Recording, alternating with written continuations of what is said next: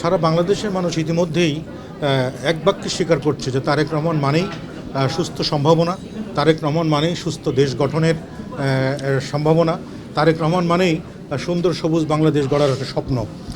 তার ভিতরে বাংলাদেশের মানুষ যে স্বপ্ন দেখেছিলেন সে স্বপ্ন বাস্তবায়নের জন্য তার প্রতিদিনের যে চমক, প্রতিদিনের তার কর্মের মধ্যে যে চমক, সে চমক কিন্তু ইতিমধ্যেই মানুষের ভাবনা থেকে বাস্তবতায় আজকে মিলিয়ে নিচ্ছে। তারেক রহমান মানেই বাংলাদেশের সুন্দর সুস্থ ভাবে দেশ গড়ার একটা প্রতীক হিসেবে কাজ করছে। আমি বিশ্বাস করি তার যে কর্ম সাধারণ মানুষ গ্রহণ করছে, উনি যদি ওনার কর্মতৎপরতা দিয়ে এই বাংলাদেশকে সামনের দিকে এগিয়ে নিয়ে যেতে চাই, তাহলে সাধারণ মানুষ তাকে সহযোগিতা করবে।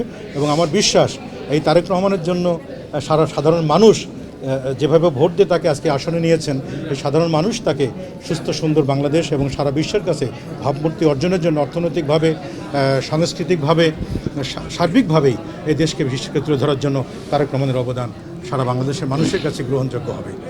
ট্রাব আয়োজিত অ্যাওয়ার্ড বরাবরের মতোই আজকেও ভালো লাগছে। তাদের আয়োজন ভালো, উপস্থিতিও চমৎকার ছিল।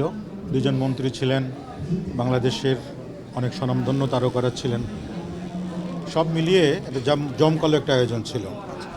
তো ট্রাবের পক্ষে সম্ভব খুব সুন্দর এবং চাকচিক্যপূর্ণ একটি অনুষ্ঠান সাজিয়ে গুছিয়ে মানুষের উপহার দেওয়ার জন্য। আর সাথে আমি একজন কণ্ঠশিল্পী হিসেবে পুরস্কৃত হয়েছি। তাদের বিবেচনায়, তাদের ভালো লাগার তালিকায় আজকে এই পুরস্কার আমার হাতে তুলে দিয়েছেন। এই পুরস্কার শুধু আমার নয়, আমি গান গেয়েছি এটুকু কর্মই আমার ছিল, বাট বিবেচনা করে সাধারণ মানুষ আমাকে আজকে মনির খান বানিয়েছে। এই পুরস্কার তাদের, সারা বাংলাদেশের সকল দর্শকদের। আমি কাজ করি আমার তাগিদে, কিন্তু গ্রহণ করে আমার শ্রোতারা। ভালো কাজ ভালোভাবে গ্রহণ করেছে বলে আজকে মনির খান হিসেবে দীর্ঘ বছর দাঁড়িয়ে আছি।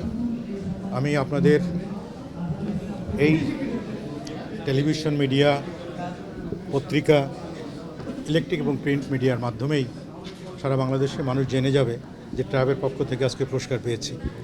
যারা সাক্ষাৎকার নিচ্ছেন তাদের সকলকে অসংখ্য ধন্যবাদ। ভালো কাজ করতে চাই, জীবনের শেষ দিন পর্যন্ত গান গাইতে চাই। গানই জীবন, গানই মরণ, গানই বেঁচে থাকা, গানেই ভালো থাকা। অবশ্যই ভালো হবে, কারণ সুস্থ সংস্কৃতি বিস্তার করতে গেলে বা সুস্থ সংস্কৃতির সামনে এগোতে গেলে অনেক বাধার সম্মুখীন হতে হয়। সে জায়গা থেকে চেষ্টা এবং সেটার জন্য যা কিছু প্রয়োজন সবই করছে।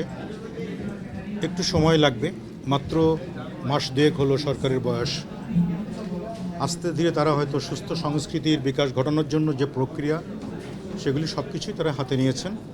অচিরেই হয়তো সাধারণ মানুষের কাছে সুস্থ সংস্কৃতির নিয়ে আমরা যারা সংস্কৃতি কর্মী আছি, সকলকে নিয়ে আমরা হয়তো এখানে বাংলাদেশের যে সুস্থ সংস্কৃতি, আদি সংস্কৃতি, ঐতিহ্য বহন করে যে সংস্কৃতি, সেই সংস্কৃতি সাধারণ মানুষের মধ্যে আবার তুলে ধরতে পারবো। কারণ অনেক সংস্কৃতি বিলুপ্ত হয়ে গেছে। জারি সারি, ভাওয়াইয়া, ভাটিয়ালি, সেই ঘুম পাড়ানি গান, সেই ছাদ পিটানো গান, সেই বাউল সঙ্গীত, সেই বিচার গান, অনেক কিছু বিলুপ্ত হয়ে গেছে। সেগুলো ফিরিয়ে আনা দরকার। কারণ মাকে যদি মা বলে না ডাকি, বিভিন্ন নামে মাকে ডাকা যায়, কিন্তু মা বলে ডাকলে মা যে আত্মতৃপ্তি পায়, সেই জায়গা থেকে আমরা দূরে সরে গেছি। এই জায়গায় আমাদের ফিরে আসতে হবে। পরবর্তী প্রজন্মকে সুস্থ সংস্কৃতির দ্বার প্রান্তে আনতে হবে। এবং আমরা যারা একসাথে কাজ করছি সবাই সম্মিলিতভাবে, একার পক্ষে কারো সম্ভব নয়, সম্মিলিতভাবেই এই সুস্থ সংস্কৃতি সারা বাংলাদেশের মধ্যেই তুলে ধরতে হবে। এটাই হোক আমাদের প্রচেষ্টা এবং সেটা সার্থক হবে ইনশাআল্লাহ।